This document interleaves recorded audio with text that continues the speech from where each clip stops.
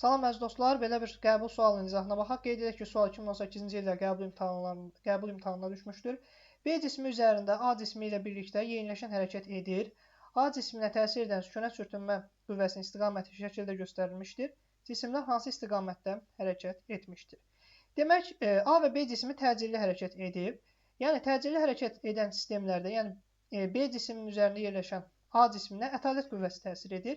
Ətalət qüvvəsi nədir? Məsələn, biz avtomobildə əyləşən zaman avtomobil qəfil əyləcdən, yəni qəfil yavaşlayan hərəkət etdikdə, tormoz etdikdə biz önə doğru hərəkət edirik və yaxud da avtomobil qəfil sürət aldıqda biz arxaya doğru hərəkət edirik. Bu bizə təsir edən, yəni təcilli sistemlərdə yerləşən cisimlərə təsir edən qüvvədir və həmin qüvvə adlanır ətalət qüvvəsi. Qeyd edək ki, ətalət qüvvəsinin istiqaməti həmişə təcilin əksinə doğru yönəlmişdir. Qiyməti isə m-a-ya bərabərdir.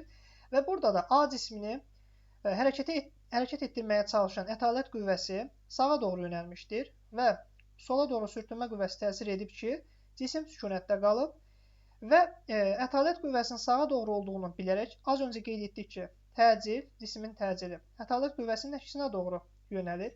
Yəni, bu A və B cisimləri sola doğru, təcilləri sola doğru yönəlmişdir. Və burada deyir ki, yeniləşən hərəkət edib. Yeniləşən hərəkətdə təcil və sürət eyni istiqamətdə yönəlir. Yəni, cismin təcili sola yönəlibsə, sürəti də sola bu istiqamətdə yönələcək. O deyilir cavab C variantı. Bəyənib abunə olmağı unutmayın. Çox sağ olun.